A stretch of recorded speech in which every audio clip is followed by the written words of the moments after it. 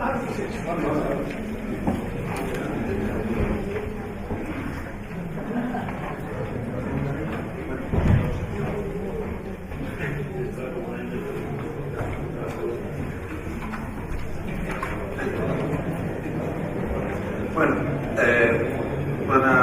buenos días.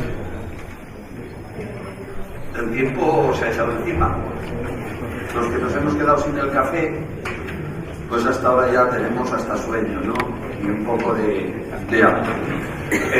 Mis 20 folios es una broma para presentar al profesor Tomás Ramón Fernández Rodríguez.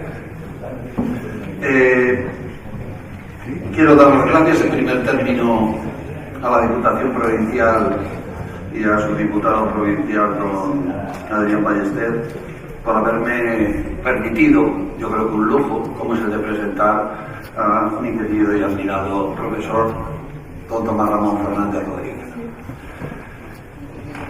El título de la charla o de la conferencia es el origen y anclaje de las diputaciones provinciales en el título octavo de la Constitución española. Lo de anclaje es fuerte y yo creo que ahí es donde está la clave de la conferencia.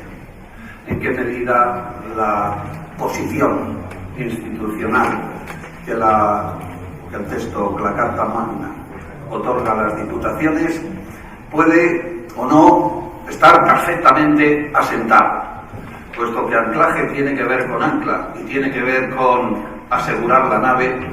Ese es probablemente el gran reto de la conferencia y sobre todo plantearse si todas estas cuestiones que ya hemos oído a lo largo de la mañana pueden, en una futura reforma de la Constitución y precisamente en este título, que es el más controvertido, el más cuestionado y el que sin duda ninguna, a mi modesto entender, el día que se abra el melón en serio de una reforma constitucional, va a ser el objeto primordial de atención de cuantos están interesados en ese fenómeno.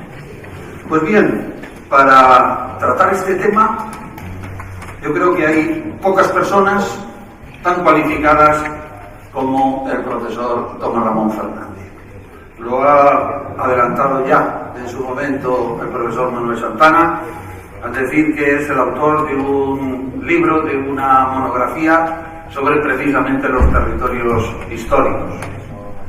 Bueno, eso ya fue hace mucho tiempo, allá por los años 70 y tantos.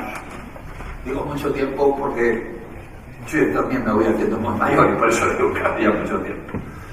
Destaco también el haber sido miembro de esa comisión de expertos que elaboró en su día probablemente uno de los documentos más extraordinarios o más relevantes de cara a configurar o conformar un Estado de las autonomías diferente al que después se ha desarrollado.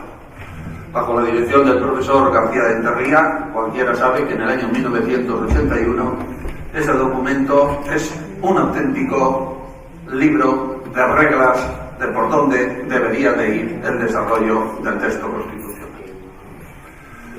Bueno, puedo decir muchos otros méritos, pero cualquiera que está relacionado con el ámbito del derecho público, y digo derecho público en el buen sentido, no solo incluyendo el derecho administrativo, sabe que el profesor Tomás Ramón Fernández Rodríguez es autor de una obra, el curso de Derecho Administrativo, del que hemos aprendido y seguimos aprendiendo todos los administrativistas. En esa obra conjunta entre el profesor Enterría y el profesor Fernández, evidentemente está mejor que ninguna otra, y lo digo sin ningún tipo de pudor, lo mejor de cualquier esa mezcla de tratado manual, lo mejor de un curso de Derecho Administrativo. ¿Y quién no ha aprendido Derecho Urbanístico de ese manualito? Que vaya por la 26ª edición. ¿Y quién no ha aprendido lo que es la arbitrariedad y la distinción con respecto a la discrecionalidad y su control? Bien, Diré además que es académico de la Real Academia de la Historia.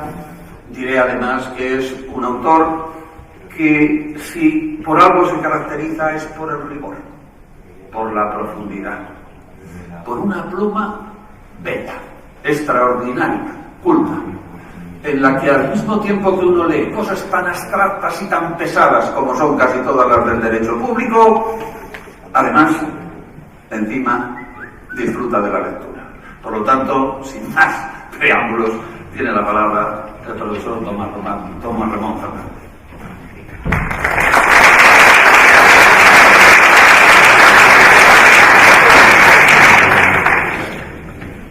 Buenos días a todos, no sé si es demasiado tarde. No hagan ustedes mucho caso a Juan José Díaz, porque es muy amigo mío, o sea que apliquen lo que ha dicho el descuento correspondiente. Desde hace algún tiempo se ha vuelto, porque no es la primera vez, a hablar de las diputaciones y se ha suscitado una vieja polémica sobre su permanencia o supresión. De las razones en pro o en contra nunca se ha hablado, por lo menos yo no he oído hablar. Quizás estén en el programa electoral de los partidos que han hablado de esto, yo no lo sé porque no les he leído, pero desde luego esas razones no han llegado a la opinión pública. Hemos oído hablar que habría que estar algunos, de que habría que suprimirlas, pero nunca nos han dicho por qué. Lo curioso es que se ha hablado de suprimir las diputaciones, pero no se ha dicho si se pueden suprimir las diputaciones, porque hay que mirar primero la Constitución y habría que reformarla para suprimir las diputaciones. El problema está muy claro, desde luego, en el título 8 de la Constitución. El Estado se realiza territorialmente en municipios, provincias y las comunidades autónomas que se constituyan. Y la provincia está definida en el 141 como una entidad con personalidad propia y constituida por la agrupación de municipios. Y en las comunidades autónomas que se constituyan. Este es el problema. La Constitución de 1978 no contiene un modelo de Estado. No se consideraban entonces en condición de los constituyentes de plasmar en el texto constitucional un modelo de Estado, y las consecuencias las estamos pagando ahora. Lo que dice la Constitución simplemente es que se reconoce el derecho a la autonomía de las provincias limítrofes con características históricas, culturales, económicas semejantes. Del ejercicio de ese derecho a la autonomía pudieron salir muchas cosas. Pudo salir una España con 3 regiones políticas dotadas de autonomía política, las 3 regiones clásicas, Cataluña, País Vasco y Galicia, y el resto un Estado centralizado. Pudo surgir una descentralización mayor o menor, pero administrativa en el resto del territorio español, y pudo salir también, y salió por un efecto, por puro mimetismo, lo que ha venido a llamarse Estado de las Autonomías. Quizá, así dicho muy entre paréntesis, ¿por qué ese mimetismo? Porque en España, a diferencia de lo que ocurre en otros estados europeos, nuestros nacionalismos son nacionalismos al revés. Son nacionalismos que surgen en las provincias ricas, en las regiones ricas, mientras que lo normal en Europa es que sean en regiones pobres. Y claro, si es bueno la autonomía para los ricos, los pobres también la quieren. Y eso desencadenó un proceso mimético y que nos llevó en el año 83 a terminar con lo que hoy llamamos el Estado de las Autonomías. Pero ¿qué pasa entonces? Ese Estado ya está consolidado y evidentemente si se miran los chequeos que hace el CIS regularmente todos los meses, se ve que todavía el Estado de las Autonomías tiene un apoyo mayoritario en el país, bien dejándolo tal y como está, bien aumentando la autonomía o bien disminuyéndola, pero lo cierto es que de todas las fórmulas y por las que pregunta el CIS, el Estado de las Autonomías goza de un asentimiento mayoritario. Bien, eso es así, pero ¿cuál es el problema que nos ha dejado ahí esa ausencia de un modelo de Estado en la Constitución?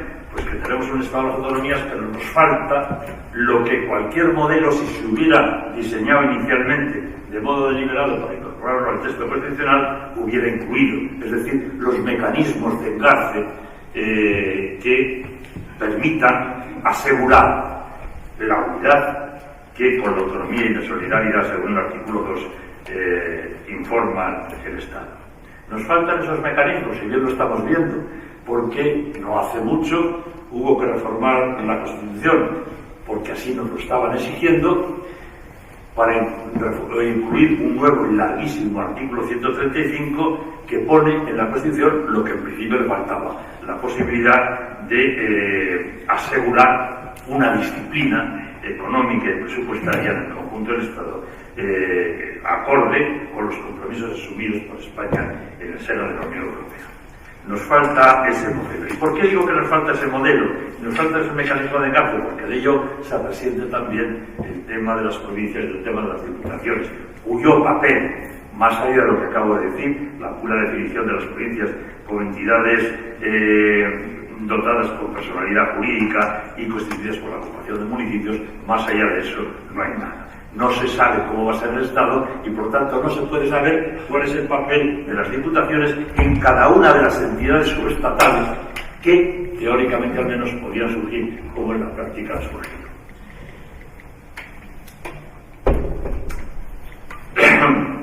Recordarán, antes lo ha citado a José Díaz, que en el año 1981 se hizo por acuerdo entre el gobierno de entonces, presidido por el señor Carlos Sotelo, y el Partido Socialista Obrero Español, se hizo un informe por una comisión de expertos designada al efecto, con la finalidad, de alguna forma, de encauzar el proceso autonómico que amenazaba con desbordarnos y con írsenos de las manos. Bueno, pues el informe que he leído hoy resulta una ingenuidad en comparación con lo que ha venido a ocurrir. Lo que se postulaba es que las diputaciones provinciales fueran el soporte de las nuevas comunidades autónomas, es decir, para que la cosa no se tradujera en un aumento de administraciones y de burocracia, pues lo que se sugería es que las diputaciones que ya existen y que tienen raíces, pues fueran el soporte de la acción de las nuevas comunidades autónomas. No fue así, como es notorio, y las nuevas comunidades autónomas desarrollaron su propia administración en toda su integridad, incluida una administración periférica propia a imitación del Estado. También aquí y en todo lo demás cada comunidad autónoma ha procurado ser un estadito muy pequeño, tener lo mismo que tiene el Estado. El problema estaba así servido, al menos en el territorio común, por decirlo de un modo gráfico, porque en el País Vasco, como ha adelantado antes mi compañero el profesor Santana, la cuestión de las diputaciones provinciales, de las diputaciones, es otra cosa. Allí el País Vasco tiene una estructura compuesta, federal, y las entidades miembros de esa federación, que resulta ser el País Vasco, son los territorios históricos que cuentan con su asamblea, es decir, con sus juntas generales y con sus diputaciones forales. Pero en fin, ese es otro asunto. Allí no hay discusión. Las tensiones son internas, porque claro, la hacienda es foral, es de cada diputación, y las diputaciones, que son las que recaudan el dinero, tienen que mantener a las instituciones comunes del Parlamento y del Gobierno vasco, lo que obviamente es fruto de tensiones, y más todavía en la medida en que los tres territorios históricos, que están igualados en representación, 25 diputados cada uno en el Parlamento vasco, pues son muy desiguales económicamente. Vizcaya económicamente es mucho más que la suma de los otros dos territorios juntos. Esto da lugar a otro tipo de tensiones que no son ahora del caso. Lo cierto es que allí las diputaciones forales tienen un asiento propio, unas raíces propias y profundas. En las comunidades autónomas uniprovinciales, que son muchas, Cantabria, Navarra, La Rioja, Asturias, Madrid y Murcia, no existen las diputaciones provinciales porque han sido lógicamente absorbidas por las nuevas comunidades autónomas. Y en las islas, en los dos archipiélagos, tampoco existen diputaciones provinciales ni tienen por qué, porque ahí el hecho insular es absolutamente determinante. Las diputaciones que existieron tiempo atrás, pues no dejaban de ser un artificio. Lo importante es la isla, la unidad de vida y la unidad de convivencia es la isla. Y los cabildos insulares que se crean hace poco más de un siglo, en 1911, en Canarias, y los consejos insulares que se crean con el nuevo régimen constitucional, pues hacen el papel de las diputaciones. Es decir, que hablar de las diputaciones es generalizar demasiado, porque en muchos sitios no tiene por qué haber. No existen en las comunidades uniprovinciales, no existen en los dos archipiélagos, y en el País Vasco es otra historia. Bueno, pues en el territorio común, que es por lo tanto donde hay que centrar la atención. En el territorio común las cosas se mueven entre la hostilidad y una tibia aceptación. Hostilidad, evidentemente, en Cataluña. Cataluña se apresuró a aprobar una ley que no suprimió de un plumazo las diputaciones provinciales porque no podían, pero que sí las vació de contenido y pretendió sustituirlas por las comarcas. A esa ley el Tribunal Constitucional respondió con una sentencia del 28 de julio del 81 anulando la ley. Pero la cosa sigue. Y es curioso esto de las comarcas en Cataluña, porque no es que viniera Wilfredo el Belloso a establecer las comarcas, es que eso es una cosa de ayer por la mañana, como quien dice, es una cosa que procede de la República y no más lejos. Por lo tanto, no es que haya una gran tradición. ¿Por qué entonces ese empeño en favor de las comarcas y en contra de las provincias? Porque las provincias aparecen o aparecían inicialmente como un poder eventualmente competidor del nuevo gobierno de Cataluña, de la nueva realidad de Cataluña. Esto no es una bobada, porque para ver cuáles son las posiciones de cada cual en relación al tema de las diputaciones hay que tener esto muy presente. Las diputaciones se han visto como rivales por las nuevas comunidades autónomas emergentes. Les voy a dar una prueba. La primera ley que aprueba el Parlamento Vasco es una ley de un artículo único que suprime la Corporación Administrativa del Gran Bilbao. Es evidente por qué. Porque la Corporación Administrativa del Gran Bilbao, el área metropolitana de Bilbao, por así decirlo, era una entidad administrativa más o menos fuerte, pero una entidad administrativa que tenía ya una cierta tradición y una posición en el escenario importante. El gobierno vasco de entonces, la comunidad autónoma vasca, estaba empezando a salir a la superficie. Lo primero que hacen es suprimirla porque es un poder competidor. Y eso ha pasado también, y eso explica también la posición de Cataluña en relación a las diputaciones. Con más o con menos tradición, con más o con menos poder, con más o con menos fuerza, con más o con menos potencia, lo cierto es que estaban allí, que llevaban 2 siglos y que la nueva Generalidad de Cataluña veía en ellas un eventual competidor. No así en las comarcas, que tal y como estaban dibujadas en la ley que anuló el Tribunal Constitucional, eran unas dependencias dirigidas por un funcionario nombrado por la Generalitat y no entidades representativas. Bien,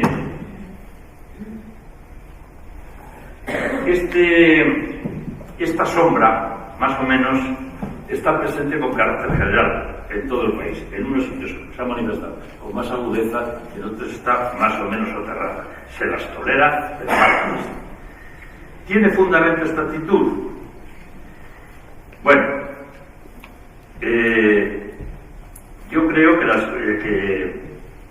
las diputaciones tienen un papel importante en el país, como es el que vienen haciendo como entidad de asistencia y de complemento de los municipios, en particular de los municipios y pequeños, y gestor de los planes de cooperación a los obras y servicios de la competencia municipal. Esto es se dice pronto, pero es muy importante. 2 preguntas. ¿Justifica esto, esa labor de ayuda y asistencia a los municipios pequeños y medianos y esa gestión del plan de cooperación? ¿Justifica esto la existencia y el mantenimiento futuro de las diputaciones provinciales? Y en otro sentido, desde otra perspectiva, ¿justifica esto la animadversión, cuando no la hostilidad, o por lo menos el recelo de muchas comunidades autónomas hacia las diputaciones provinciales?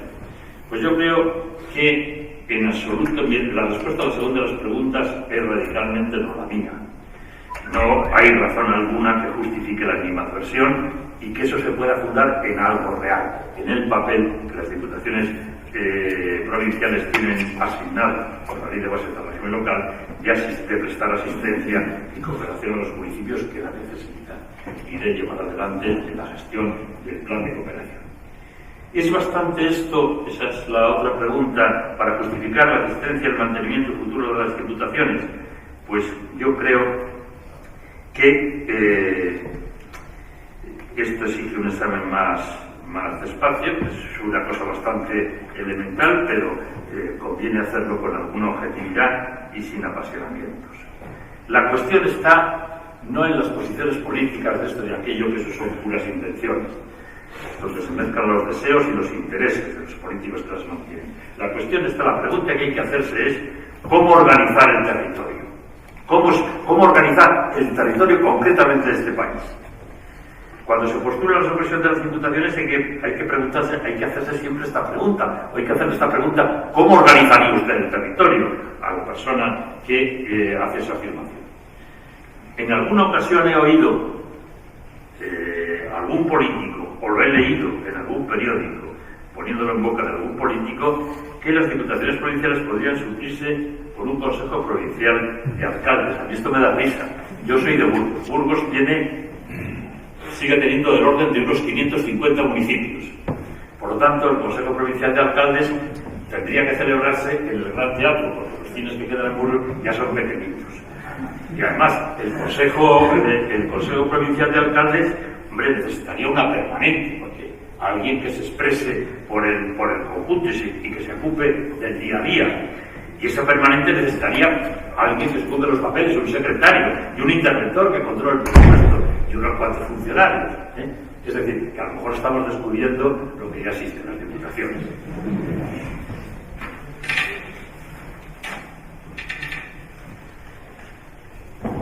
Yo creo que este tema hay que plantearse con un poco de seriedad. Y la seriedad empieza por poner los ojos en el territorio de nuestro país.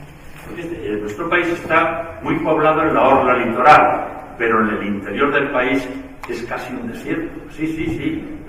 En la meseta superior no hay más que una ciudad que tenga más de 300.000 habitantes, que es Valladolid. Es que las cosas son así.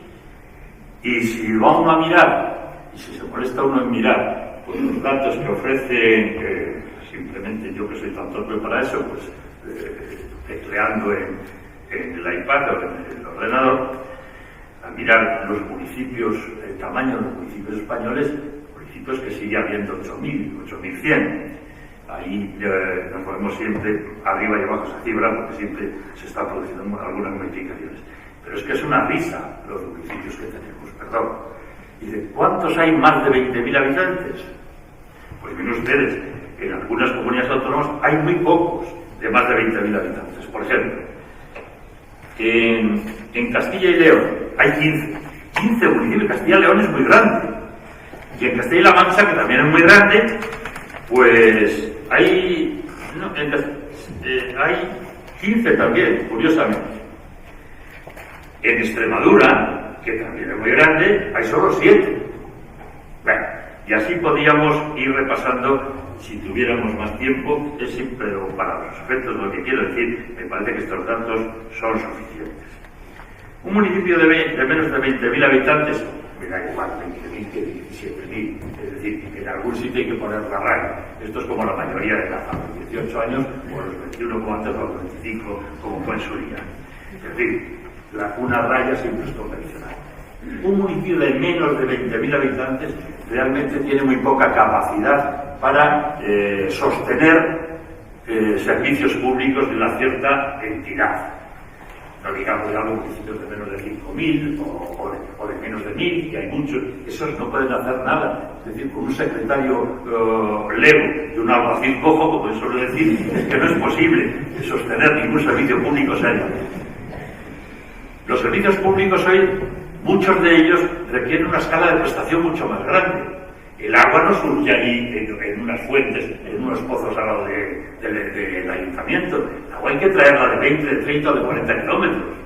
Y no hay que traerla solo para un municipio, hay que traerla para otros, varios. Es decir, que en el tiempo que nos ha tocado vivir, esto de la gestión de los servicios públicos es una cosa muy seria que hay que mirar con mucho cuidado. No se puede tener pues una pequeña organización en cada sitio para realizar.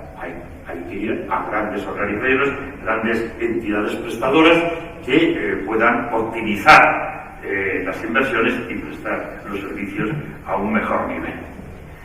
Y eso necesariamente lo tiene que hacer alguien en una escala superior a la escala municipal. Alguien tiene que llenar el vacío de que los municipios españoles tan pequeños dejan.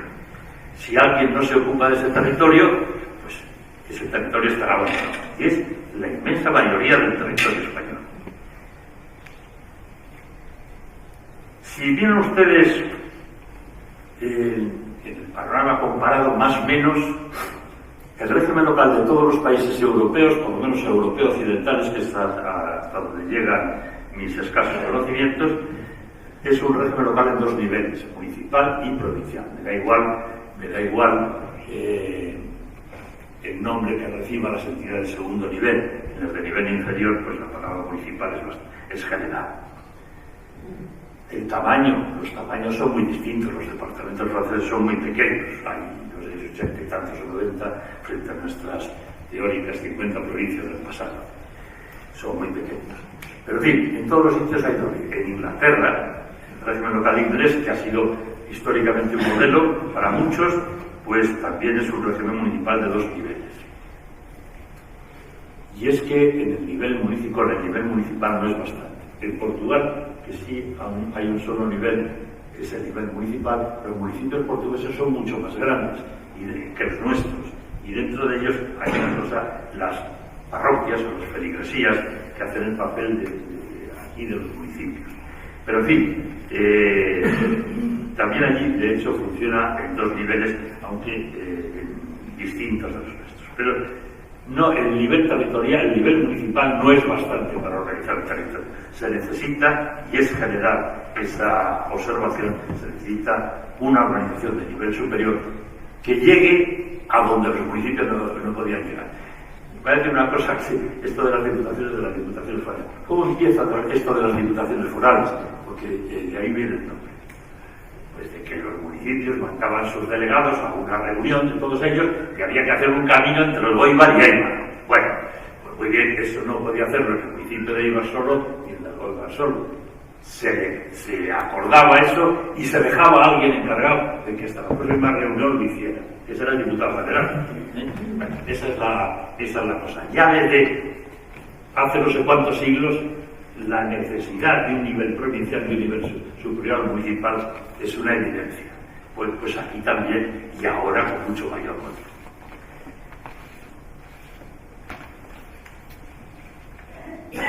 Hay un documento al que yo le tengo mucho cariño, porque aprendí mucho, me hizo reflexionar mucho, un documento que ya tiene 50 años, curioso, que es, yo creo, la reflexión más seria que se ha hecho sobre el gobierno local. Es naturalmente inglés. El informe de la Comisión Redfield-Mau de 1966. Al que tenga curiosidad, o tiene alguno, en el número 60 de la revista de Administración Pública hay un comentario que yo escribí, donde cuento cómo se gestó ese informe, y están traducidas las conclusiones. Merece la pena, por lo de las conclusiones, leerlo en un momento, porque es que lo que esa comisión, después de años de trabajo, proponía era hacer tabla rasa de todo el cuadro variopinto del régimen local de Inglaterra, que es mucho más pequeña que España, evidentemente, de Inglaterra, y sustituir todo el cúmulo de entidades municipales y provinciales, de boroughs y de counties, pues por 61 áreas unitarias. 61 áreas, 58 unitarias y 3 metropolitanas. El gran Londres estaba excluido. Quiere decir, que no proponía que toda Inglaterra estuviera gobernada localmente por 61 entidades. ¿Por qué? Pues porque en un país, repito, la cuarta parte de España, porque ese nivel de prestación, de población, de distancias, etc., teniendo en cuenta los óptimos prestacionales de los distintos servicios públicos que las entidades locales de Inglaterra tienen que afrontar, eso tenía que ser servido por una entidad, que es a lo que voy, de ámbito que nosotros llamaríamos provincial. Los municipios no es que desaparecieran, porque el informe de Raquel lo respeta, pero lo respeta como entidades representativas de los intereses de los vecinos, pero sin responsabilidades prestacionales. No estaban en ese contexto las responsabilidades prestacionales. La responsabilidad por la prestación de servicios públicos a la población se situaba en estas áreas unitarias, es decir, en estas organizaciones de nivel provincial. Si acaso, en algún supuesto excepcional, podían estas áreas unitarias delegar en algún consejo municipal la prestación de algún servicio que estuviera a su alcance. Pero como regla general, los municipios dejaban de tener responsabilidades prestacionales y esas responsabilidades prestacionales iban a un nivel provincial. Bueno, eso no llegó a plasmarse en la realidad en Inglaterra, porque evidentemente allí, como en todos los sitios, los temas políticos se cruzan y los intereses políticos terminan dominando. Pero esa reflexión sigue siendo una reflexión importante. Si hace 50 años la hizo una comisión que estudió muy seriamente el asunto, durante varios años estudió el asunto desde todas las perspectivas, no dar una conferencia como estoy dando ahora, o una charla. Estudiar seriamente el asunto con los datos en la mano, pues yo creo que hoy tiene mucha mayor razón de ser. Las diputaciones tienen hoy, en el territorio que yo llamaba antes común, una mayor justificación de la que nunca tuvieron, porque este país progresivamente se ha convertido en expediente en un casi desierto. No hay poblaciones con capacidad y con masa crítica bastante para hacer frente a las necesidades de sus individuos, y se necesita una autoridad de nivel superior, una organización de nivel superior que pueda hacer frente a los servicios públicos, a la solución de las necesidades de los vecinos. Si esto es así, si se necesita porque lo exigen los tiempos y porque lo exigen las necesidades que plantean hoy la prestación de los grandes servicios públicos, pues hay que hacerse la pregunta: ¿quién debe hacer esto? Porque también se puede hacer de dos maneras. Se puede hacer directamente por las autoridades del Estado, como no, y así ha sido durante mucho tiempo, porque las diputaciones como entidades locales solo aparecen a partir de la ley de 1770. Existían diputaciones y existían provincias, por supuesto, desde Cádiz, pero no eran propiamente entidades locales. Bueno, eso se puede hacer con una gestión burocrática por el gobierno, con su división del territorio provincial, que también es una división para la administración del Estado, o se puede hacer una gestión autónoma por personas elegidas por los ciudadanos. Esa es la opción, o gestión burocrática o gestión autónoma. Si se hace una gestión autónoma, porque sean personas por nosotros elegidas las que gobiernen esos servicios públicos que a escala provincial deben ser prestados a los ciudadanos, pues entonces estamos hablando de diputaciones. Y a lo mejor las podemos llamar de otra cosa, como la Angola y Unamuno, pero estaríamos hablando de eso. Y si no queremos eso, gestión burocrática. Es que no hay más. Yo creo que efectivamente tiene que haber una autoridad a nivel provincial, y que esa autoridad tiene que seguir siendo las diputaciones, a las que con más se debería potenciar, en mi opinión. Y esa es la idea de la ley, esa que me enteré ayer, que se la llama por las siglas Ley de Racionalización y Sostenibilidad de la Administración Local. Ayer cuando alguien me lo decía, no sé cómo era, ¿este qué dice? No, bueno, pues esa ley preveía, y a alguien en su momento le había contado yo lo del informe Rectimao, y a que lo leyera, esa ley preveía efectivamente que los municipios de menos de 20.000 que no llegaran a los niveles de calidad en la prestación de algún servicio público que se fijaran previamente de antemano, pues se le quitaba la gestión de los servicios públicos y se le encargaba la diputación. Aquello era frío, yo lo advertí públicamente. Bueno, primero, determinar cuál es el nivel de prestación de cada servicio, el óptimo, eso ya es un barullo infinito. y luego decirle a un municipio que no lo está haciendo bien, que está prestando el servicio por debajo de ese nivel, que por eso se lo quito, eso era una guerra. Bueno, en Aranzadi, por decirlo de alguna manera, en la Aranzadi de jurisprudencia se llenaría de sentencias de los recursos que se interpondrían al respecto. Se quitó eso y se ha quedado bastante deslavazado. Yo creo que habría que ir más lejos de lo que ha ido la ley de racionalización y sostenibilidad de la administración local, en el sentido de potenciar las diputaciones que han venido a jugar un papel importante, si se quiere oscuro, porque no han tenido buena prensa, pero que pueden y deben jugar un papel más importante todavía. Yo creo que son inexcusables las diputaciones para organizar correctamente el territorio, que el régimen local debería provincializarse decididamente y sin que eso supusiera la supresión y mucho menos a los ayuntamientos, que como entidades representativas de los intereses de los vecinos tienen su papel asegurado. Y esto es en principio todo lo que con más prisa de la conveniente de la hora pues podría contarles o quería contarles esta mañana. De todas maneras estoy a su disposición para responder a cualquier pregunta que quieran hacer.